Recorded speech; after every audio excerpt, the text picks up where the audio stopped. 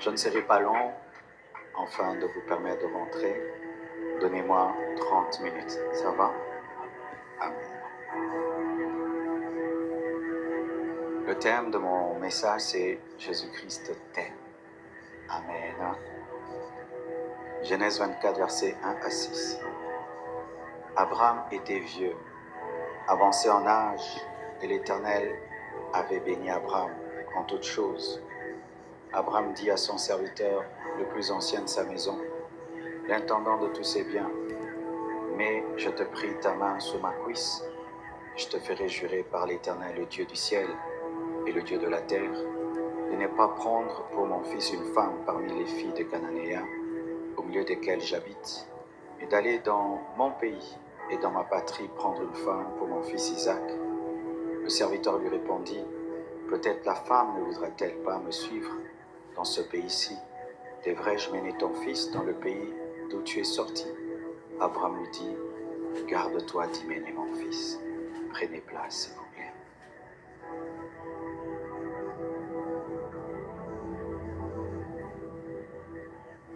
C'est parmi les chapitres de la Bible qui parlent du mariage. C'est le seul chapitre de la Bible qui, du début jusqu'à la fin, parle du mariage.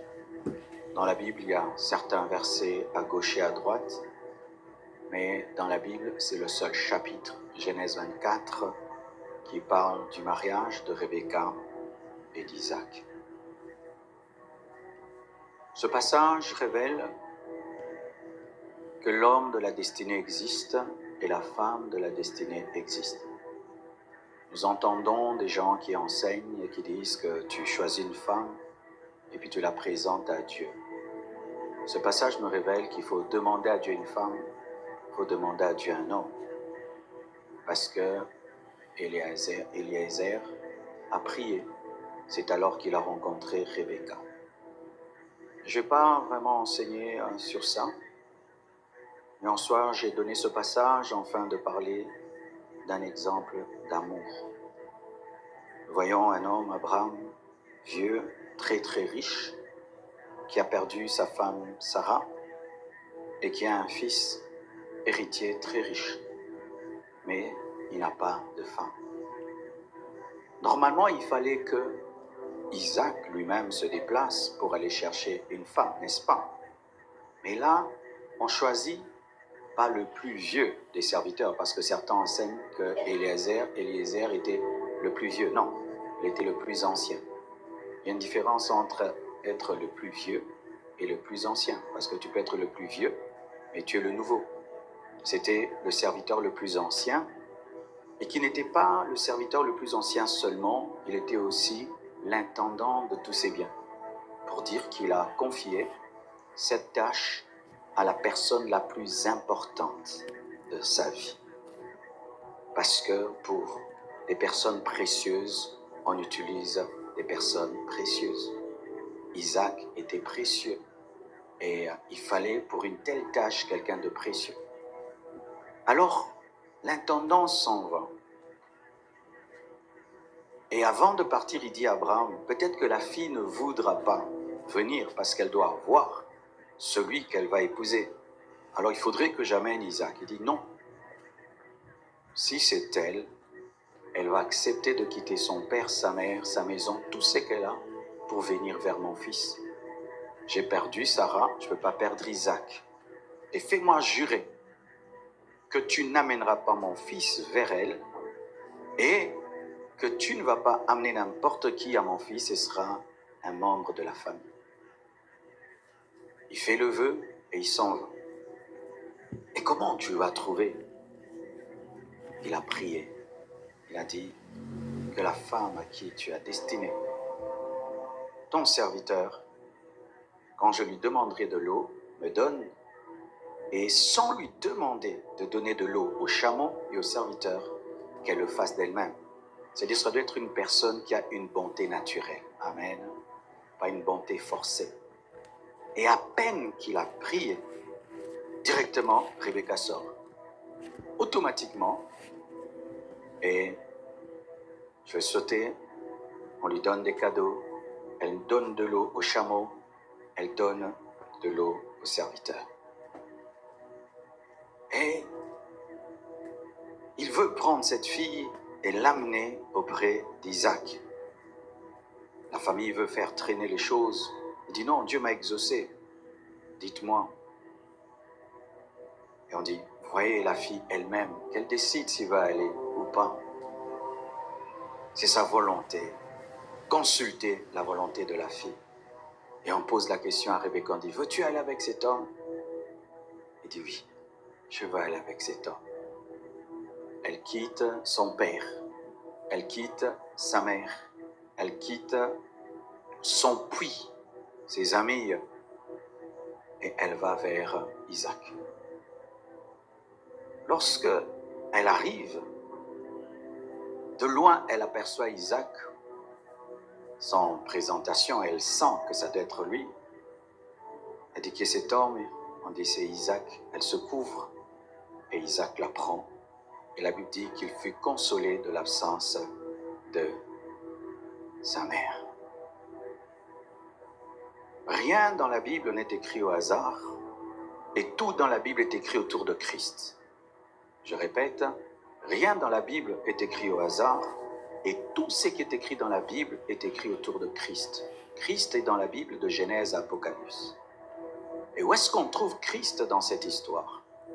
Dans cette histoire, Rebecca représente l'Église et Isaac représente Jésus et le serviteur représente le Saint-Esprit. Pourquoi je le dis? Parce que c'est le Saint-Esprit qui prépare l'Église. Et pour l'enlèvement, ce n'est pas à Jésus de revenir sur terre, c'est à l'Église de quitter la terre pour aller vers le ciel. C'est alors qu'il fallait que Rebecca puisse quitter sa famille et monter vers Isaac. C'était une préfiguration. Qu'il y aura des temps où les hommes vont épouser Dieu. Et ce n'est pas Dieu qui viendra encore sur la terre, mais ce sont les hommes qui quitteront la terre et iront au ciel. Je vous annonce le ciel. Je vous annonce un mariage avec Dieu. Je vous annonce un mariage avec Dieu. Je vous annonce un mariage avec Dieu où Jésus restera dans les airs et à la voix d'un archange, au son de la trompette, les morts en Christ resteront premièrement et les vivants seront enlevés. Alléluia. L'amour. N'oubliez pas mon thème, c'est Jésus-Christ, thème. Je viens de vous donner l'exemple d'un amour biblique qui a fait quitter une fille son père, qui a fait quitter une fille sa mère, qui a fait quitter une fille ses amis, qui a fait quitter une fille son train-train, qui a fait quitter une fille son puits, qui a fait quitter une fille sa vie. Enfin d'épouser un homme qui avait des bœufs, des chameaux. L'amour d'Isaac pour Rebecca et de Rebecca pour Isaac a amené une transformation dans la vie de Rebecca. Elle ne pouvait à la fois garder papa et maman et avoir Isaac. Elle ne pouvait à la fois garder son puits et avoir Isaac. Elle ne pouvait avoir à la fois ses amis et Isaac. Il fallait qu'elle choisisse. L'amour amène toujours des choix. L'amour nous donne et nous fait perdre. L'amour nous donne et l'amour nous fait perdre. Un amour qui ne fait pas perdre n'est pas un amour. Un amour qui ne te change pas, qui ne te transforme pas, n'est pas un amour. L'amour transforme. Et on lui a dit, veux-tu suivre cet homme? C'était un sacrifice. Elle quittait le connu pour l'inconnu. Elle quittait ce qu'elle maîtrisait pour ce qu'elle ne connaissait pas. Elle ne connaissait même pas l'homme qu'elle allait épouser. Comme toi et moi, on n'a jamais rencontré Jésus. Si même tu as eu une vision de Jésus, ce n'est qu'une ombre de lui. Il est mort à la croix, nous n'étions pas là. Il est ressuscité, nous n'étions pas là. Le ciel où nous irons, on n'a jamais vu. Il faut de l'audace, il faut de la foi, il faut de l'amour pour suivre l'inconnu et abandonner le connu. Et c'est ça la foi. Vous tous qui voulez tout comprendre et tout maîtriser pour suivre Dieu, ça ne marche pas ainsi. Elle n'avait pas toutes les garanties, mais elle savait que cet homme est un homme de parole. Et il ne va pas détruire ma vie. Et il va me transformer au travers des cadeaux qu'il avait donnés lorsqu'elle avait donné l'eau. Elle a donné de l'eau, elle a eu de l'or. Et toi, tu sers Jésus-Christ et te donne les dons du Saint-Esprit. Et les dons de l'Esprit dans la Bible sont appelés les arrêts de l'Esprit, c'est-à-dire les prémices de ce que Dieu va donner. En soi, Eliezer avait donné ce que Dieu donnera, ce qu'Isaac donnera. Et les dons spirituels qui nous sont donnés précèdent la récompense céleste qui nous attend au ciel.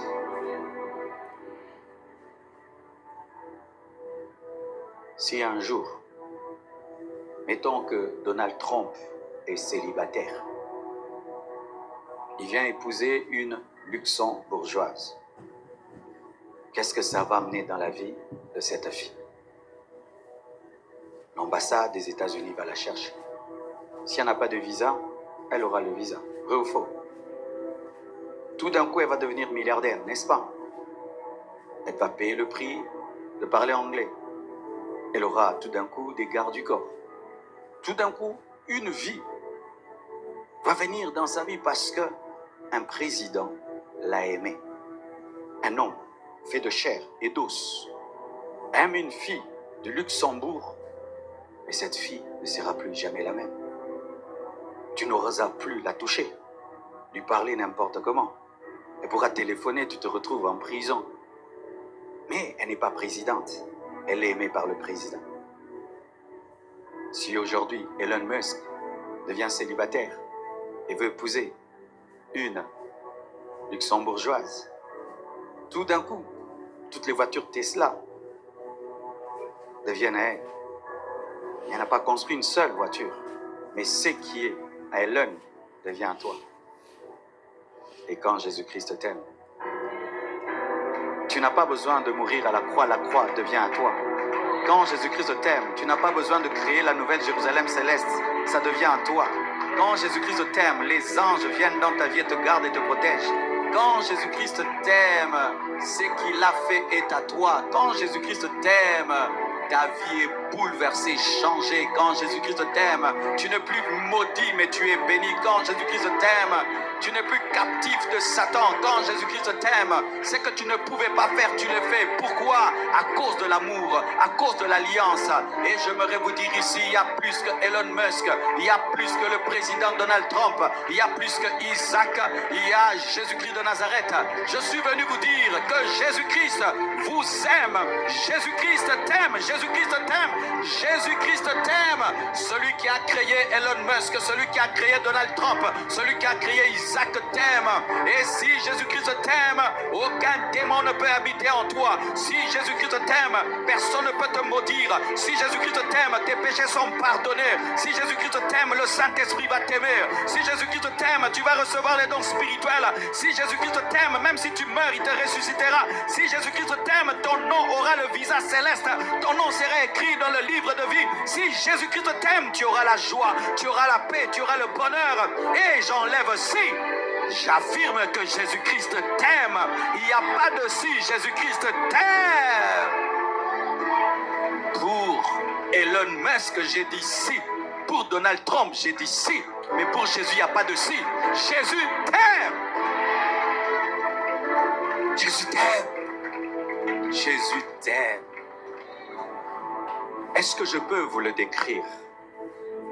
Frères et sœurs, il m'a dit, parlez-leur de moi aujourd'hui.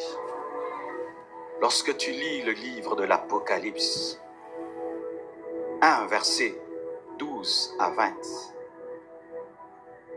le Jésus qui est apparu à Jean dans Apocalypse, il a des yeux comme des flammes de feu, révélant la connaissance, l'omniscience. Imagine un homme qui a des yeux comme des flammes de feu. Nous aimons les hommes avec des yeux bleus, mais lui, des flammes de feu. Des flammes de feu. Il maîtrise le passé, le présent et le futur. C'est celui qui t'aime. Il n'a pas des yeux bleus, il a des flammes de feu, comme un laser. Il n'a pas des cheveux noirs, il n'a pas des cheveux blonds, il a des cheveux blancs, mais pas blancs de vieillesse, blancs de sagesse. Lisez Apocalypse, imagine des yeux flammes de feu, des cheveux blancs de sagesse, et son visage n'est pas noir, n'est pas blanc, son visage brille comme le soleil à son midi. Le soleil, des yeux de feu, des cheveux blancs de sagesse et un visage glorieux, brillant comme le soleil. Tu imagines ça? Ses pieds sont en airain, symbolisant la justice. Il paie avec justice, il juge avec justice et sainteté. Il a des pieds en bronze, donc toute sa peau est comme du bronze. Et sa robe est une robe blanche de sainteté. Et la robe représente la royauté. Et il a une ceinture en or sur la poitrine pour dire que c'est un roi qui t'aime. La ceinture n'est pas au niveau des reins, la ceinture au niveau de la poitrine. C'est un roi aimant, un roi. Et pas n'importe quel roi. La Bible dit que sur sa cuisse est écrit le roi des rois, le Seigneur des seigneurs. Un tel être t'aime. Un tel être t'aime. Et il marche au milieu des 7 chandeliers qui symbolisent l'Église. Et il tient 7 étoiles dans ses mains. Il y a des étoiles qui sont plus grandes que le soleil. Un être qui peut tenir 7 étoiles dans les mains. Un géant t'aime. Quand tu penses à Jésus, arrête de penser au film. Parce que vous pensez au film quand vous dites Jésus. Non. Jésus, esprit. Il brille comme le soleil. Jésus est esprit. C'est celui qu'Apocalypse nous représente. Et un être pareil t'aime,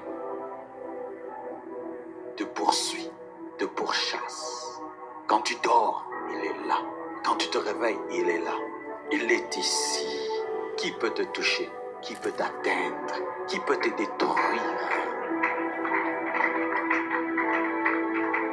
Pour qu'une star de ce monde, un tout petit peu belle, t'aime, il y a beaucoup de conditions. Mais regarde Jésus qui brille comme le soleil. T'a aimé avant que tu l'aimes. T'a offert sa vie avant que tu lui offres la tienne. Jésus t'aime. Tu n'es pas aimé par n'importe qui. Tu es aimé par un roi. Un roi. Et pas un roi des rois. Devant lui, les rois se prosternent, les présidents se prosternent, les seigneurs se prosternent, mais il t'aime toi. Il t'a choisi toi. Il t'a donné son cœur, il t'a donné son sang, il t'a donné sa vie. Nous les hommes, on dit, j'ai donné à cette fille mon cœur, mais Jésus n'a pas donné que son cœur, il a donné son sang. Il a donné sa vie. Nous les hommes, nous donnons des dots. Jésus a donné la dot de sa vie. Avez-vous déjà été dans une dot où quelqu'un meurt pour épouser une femme? Seul Jésus-Christ l'a fait. Jésus-Christ t'aime. Le roi des rois, le Seigneur des seigneurs, l'alpha et l'oméga. Si tu veux connaître ta valeur, regarde à celui qui t'aime. C'est quand on voit quelqu'un, vous le trouvez qu'il est n'importe qui. Et un jour, quelqu'un d'exceptionnel l'aime. Il commence à se trouver extraordinaire à cause de l'amour. Et l'amour de Dieu est sur toi. Si les hommes ne t'aiment pas, ce n'est pas grave. Ce sont des toutes petites créatures. Le Créateur t'aime. Le Créateur t'a choisi. Le Créateur t'a choisi. Le Créateur t'aime. Le Créateur t'a choisi. Le Créateur t'aime. Et lorsqu'il t'aime, il fait briller ta vie. Lorsqu'il t'aime, il sanctifie ta vie. Lorsqu'il t'aime, tu goûtes à sa connaissance. Lorsqu'il t'aime, tu goûtes à sa nature. Lorsqu'il t'aime, tu commences aussi à gérer les chandeliers et les étoiles. Lorsqu'il t'aime, tu commences aussi à parler à la création. Lorsqu'il t'aime, tu commences aussi à chasser les démons. Lorsqu'il t'aime, ta parole aussi devient une flamme de feu. Lorsqu'il t'aime, toi aussi tu commences à voir la gloire comme Moïse sur ton visage. Tu deviens participant à sa nature. Selon qu'il est écrit que si quelqu'un est en Christ, c'est une nouvelle création. Tu es recréé par l'amour. Dieu t'aime. Dieu t'aime. Et on a posé cette question à Rebecca. Veux-tu aller avec cet homme? Elle a dit j'irai. Et moi je te pose cette question. Veux-tu aller avec celui que je t'ai présenté?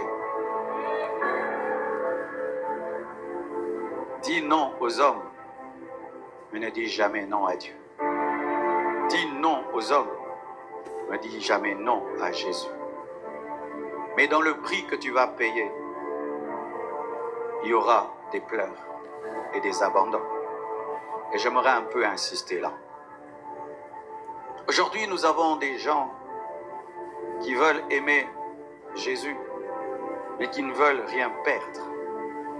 C'est comme si Rebecca veut Isaac, mais veut garder sa vie à côté de papa et maman.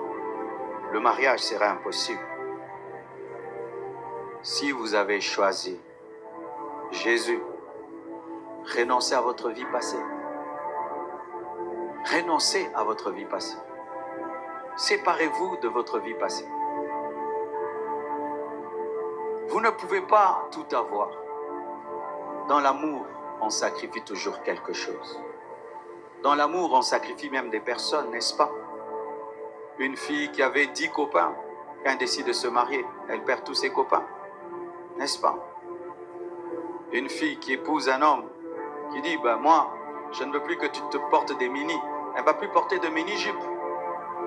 Un homme va changer même son habillement. Mais comment vous voulez épouser Jésus? Et vous voulez garder vos vêtements, vos habitudes, faire ce que vous voulez? Non, l'amour réclame des sacrifices. L'enlèvement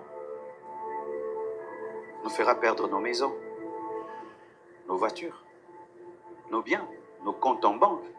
Nous crions l'enlèvement. Mais au jour de l'enlèvement, nous allons perdre tout ce que nous avons investi sur la terre. Mais vous voulez aimer Jésus, mais vous parlez comme des païens. Vous pensez comme des païens. Vous agissez comme les païens. Non, frère. Ce n'est pas un mariage. Si pour les mariages de cette terre, les gens se séparent des choses, et maintenant pour le mariage avec Dieu, vous ne voulez pas vous séparer de quoi que ce soit, et vous dites que vous l'aimez. Non.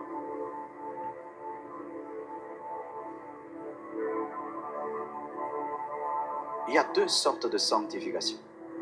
La sanctification par amour et par crainte. Certains renoncent au péché parce qu'ils craignent Dieu. C'est un bas niveau. Et d'autres renoncent au péché parce qu'ils aiment Dieu. C'est le plus haut niveau. Une maman peut être tous les jours derrière sa fille. Arrête t'habiller comme ça, arrête t'habiller comme ça. La fille refuse. C'est que cette fille tombe seulement amoureuse d'un homme. Elle va dire, je t'aime quand tu es en robe. Elle va porter des robes tous les jours. Pourquoi? L'amour a rallongé les jupes. Jésus t'aime. Et il aime la sainteté. Il aime la pureté. Il aime la douceur. Il aime l'humilité. Il aime l'humilité. Il aime le pardon. Il aime la prière. Il aime l'adoration. Il aime la méditation. Si tu l'aimes, tu aimeras ce qu'il aime. Et voici ce qu'il fera. Il va t'aider à l'aimer. Parce qu'il sait que naturellement, l'homme est incapable d'aimer Dieu. Il te donnera son esprit qui te rendra capable de marcher avec lui. Car ce n'est ni par force ni par puissance, mais c'est par l'esprit. Mais toi, tu dois avoir la volonté de l'aimer pour que tu l'aimes. Parce qu'il ne peut pas te forcer à l'épouser, parce que Jésus n'est pas un violeur, Jésus est un époux. Il ne te changera pas si tu ne veux pas.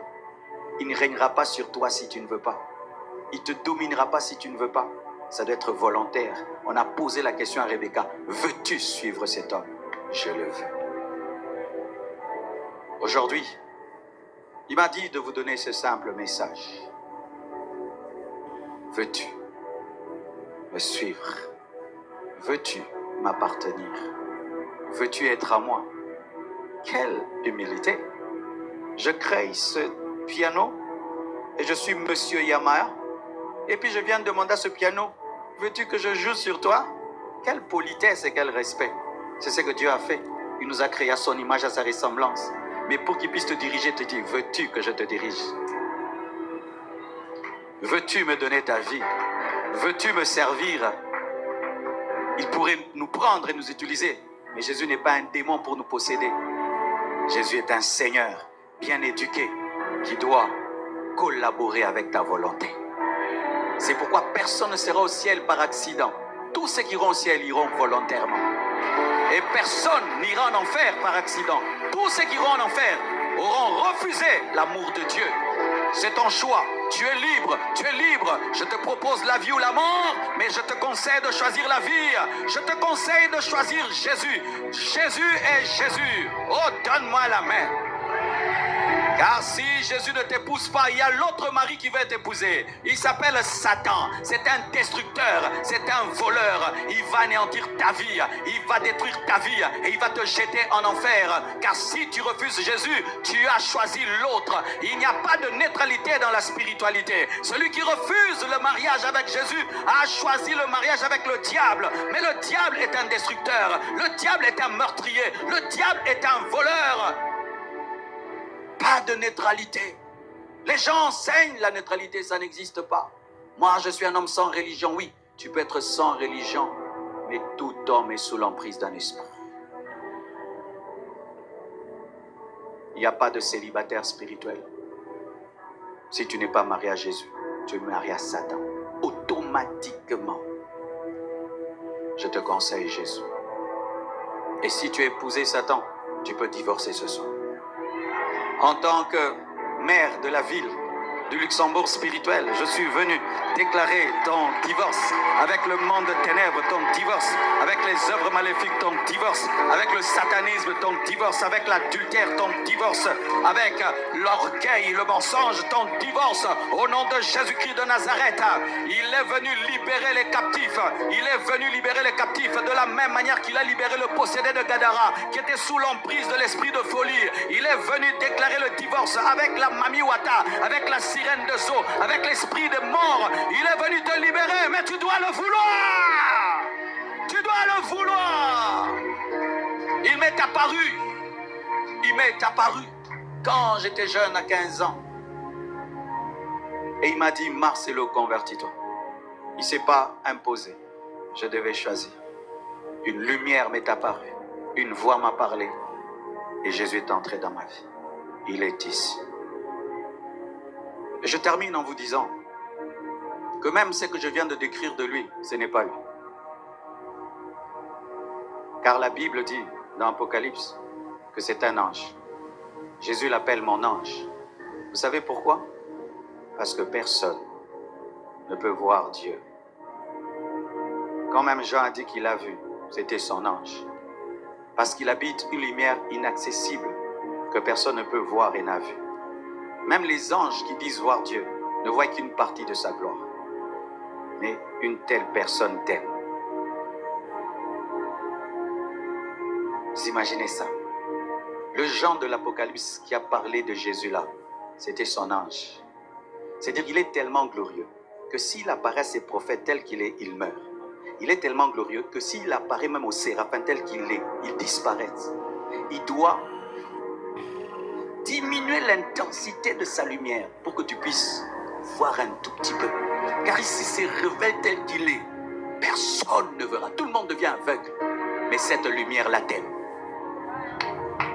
Aïe, aïe, aïe, aïe.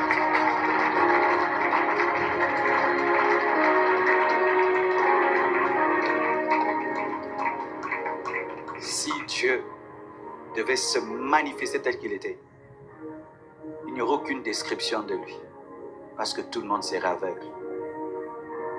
Jésus, c'est Dieu qui se montre, parce qu'on ne peut le voir. C'est Dieu qui se touche, parce qu'on ne peut le toucher. C'est-à-dire que j'aime une fourmi, et je deviens une fourmi pour me marier avec elle. C'est ce que Dieu a fait. Tu aimes un chien, tu te deviens chien pour te marier avec le chien. Il est devenu homme pour que les hommes deviennent Dieu. Frère, depuis que j'ai compris ça, même si on me rejette, je m'en fous. Même si les gens me disent, tu n'es pas beau, c'est toi qui l'as dit. Je le suis beau parce que Dieu m'aime. Est-ce que tu peux te comparer à celui qui m'aime? C'est quand une femme, elle a un mari terrible, et puis tu l'insultes, elle dit, Jean m'a dit ce matin que j'étais belle. J'aimerais te présenter une carte postale céleste. La Bible, de Genèse, Apocalypse. Dieu t'aime, Dieu t'aime, Dieu t'aime, Dieu t'aime. Oh, rescamante les bras. Mais simplement, l'Esprit de Dieu me dit qu'il y a certains ici au milieu de vous. Vous avez fait le mal et le péché. Et Satan commence à vous dire que Dieu ne vous aime pas. Archi faux. Cette jeune fille qui est là, elle peut casser le téléphone de sa maman. Est-ce que pour autant, elle ne sera plus votre fille? Tu as cassé le téléphone de Dieu. Dieu t'aime toujours. Mais ne le fais plus. Ne le fais plus. Dieu t'a aimé même quand tu étais païen. Dieu t'a aimé avant que tu naisses. Dieu t'a aimé quand tu n'étais qu'une pensée. Dans la tête de ton père et de ta mère, nous aurons un garçon. Dieu t'a aimé. Maintenant que tu es né, il va te rejeter parce que tu as commis un mal. Tu es même devenu chrétien, mais tu viens de commettre une erreur. Il va te jeter pour ça. Ce n'est pas la Bible. Jésus est mort pour des personnes qui n'étaient pas encore nées. Et maintenant qu'il est né, il est mort ressuscité. Et tu as commis une erreur. Tu laisses le diable te dire que Dieu ne t'aime pas. Non. Dieu t'aime, mais ne joue pas avec son amour. Dieu t'aime, mais ne reçois pas son amour en vain. Savez-vous que même les gens qui iront en enfer seront aimés de Dieu? Oui, s'il y a le feu ici, je vous dis, sortez par là et vous refusez. Vous allez mourir, je vais pleurer, mais vous allez quand même mourir. Vous allez mourir dans le feu parce que vous avez refusé le chemin que je vous ai montré. Les hommes vont en enfer alors que Dieu les aime. Parce qu'ils ont refusé la solution, la porte qui est Jésus-Christ de Nazareth. Tu sais, un homme qui sait qu'il est aimé devient beau et propre. Regardez une fille, elle peut être bizarre. Quand elle tombe amoureuse, elle commence à se laver. Elle commence à s'arranger. Tous les jours, quand on sait qu'on est aimé par Dieu, on abandonne le péché. On abandonne le mal. Beaucoup de gens qui pêchent n'ont pas la révélation que Dieu les aime. Quand tu sais que Dieu t'aime, tu te vois comme celui qui t'aime parce que l'amour élève. Et celui qui t'aime est propre, il est pur, il est sage. Tu deviens propre comme lui. Vous savez que beaucoup de péchés que nous commettons, c'est parce que nous avons une mauvaise image de nous-mêmes, que nous sommes petits. Et ainsi, nous vivons comme des cochons. Et quand tu sais que tu es un être extraordinaire, parce que l'extraordinaire t'a aimé, tu te valorises. Et tu dis, ça, c'est pas pour moi. Ça, c'est pas des bêtises. Je ne peux pas faire. Je te dis la vérité. C'est pourquoi Dieu peut dire à un jeune garçon, vaillant héros, alors qu'il trouve qu'il n'est rien. Parce que s'il sait qu'il est grand, il va parler comme un grand, il va agir comme un grand. Jésus t'aime. Aime-le seulement en retour. Sépare-toi des choses qu'il n'aime pas et viens vers lui. Et je te dis, tu ne le regretteras jamais. Que Dieu vous bénisse abondamment. Est-ce qu'il y a un homme ce soir qui veut répondre à l'amour de Jésus? Tu vas venir devant, t'agenouiller, je vais prier pour toi. Approche-toi. Alléluia. Qui veut répondre à cet amour? Viens devant, nous allons prier ensemble.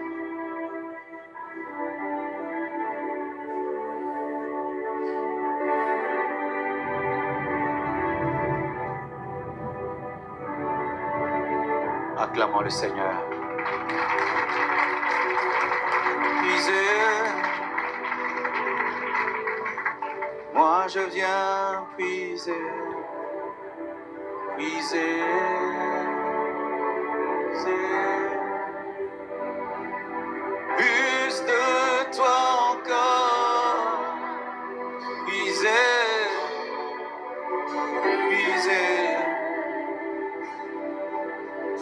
Moi je viens puiser l'amour, puiser, puiser. Plus de toi, puiser. Nous allons prier avec nos frères et sœurs. Lèvons nos mains vers eux. Merci Seigneur pour ce message et pour ces hommes et ces femmes que ton amour a touchés. Je suis persuadé qu'il n'y a que ton esprit et ta puissance qui peut les convaincre. Je te supplie de toucher leur vie, de toucher leur cœur par ton Esprit Saint. Tu vas me suivre dans la prière. Seigneur Jésus, merci pour ton amour. Toi, l'être le plus extraordinaire de tout l'univers. Tu m'aimes. Tu es mort pour moi. Tu es ressuscité pour moi. Comme Rebecca a donné sa vie à Isaac, je te donne la mienne. Dirige-moi, sauve-moi, pardonne-moi, libère-moi. Fais de moi une nouvelle création. Fais de moi un homme changé, une femme changée. Je confesse de ma bouche le Seigneur Jésus-Christ et je crois dans mon cœur que Dieu l'a ressuscité d'entre les morts. Je suis pardonné, je suis sauvé, je suis aimé, je suis aimé, je suis aimé, je suis aimé, je suis aimé, je suis aimé, je suis aimé. Merci Jésus, merci Jésus, merci Jésus. Si ton père ne t'aime pas, Jésus t'aime. Si ta mère ne t'aime pas, Jésus t'aime. Si tes amis ne t'aiment plus, Jésus t'aime. Si la société t'a rejeté, Jésus lui t'aime. Les imparfaits avaient jugé la femme qui était tombée dans l'adultère, mais le parfait lui avait accordé une seconde chance. Et il te dit, va et ne pêche plus. Merci Jésus. Amen. Nous acclamons le Seigneur. Vous allez suivre le protocole, c'est à gauche ou à droite. À ma gauche, s'il vous plaît, suivez le service du protocole. Donnez-moi une minute et puis je vous laisse partir. Demain, je prierai pour vous. Aujourd'hui, faute de temps, nous allons nous arrêter là. J'ai apporté quelques-uns de mes ouvrages. Ils sont disponibles à la fin du culte et nous aurons à dédicacer tous les livres qui seront achetés demain. Et demain, nous ne serons pas ici, nous serons à l'hôtel Hilton, c'est ça? Il y a toutes les coordonnées sur ma page Facebook, Pasteur Marcelo Tounassi. Vous allez voir toutes les coordonnées pour demain dimanche à partir de 16h, 16h30. 16h30, demain à 16h30 à Hilton. Il y a le livre 500 paroles de sagesse. C'est un livre qui peut t'aider tous les jours, te donner un conseil de vie. Tous les jours, tous les jours. Il y a de la place même, tu peux écrire ce que tu as compris. principes pour les choix du conjoint, il y a deux, tome 1 et tome 2. Pour tous ceux qui n'arrivent pas à trouver l'homme de leur vie, la femme de leur vie, ce livre va t'aider à bien choisir.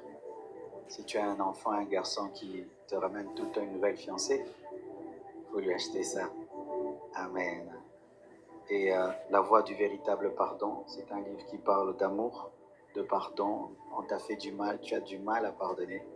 Avant que tu ne finisses, tu auras pardonné. Alléluia. Et mon nouveau livre, qui est sorti il y a quelques semaines, 30 clés pour transformer la souffrance en force. C'est pour ceux qui ont perdu un être cher, papa, maman, ton mari, ta femme, un enfant, un ami, ou ceux qui ont des blessures intérieures, qui traversent des moments de souffrance atroce. Tu peux changer la mer rouge en tapis rouge. Amen. Que Dieu vous bénisse abondamment. Merci beaucoup.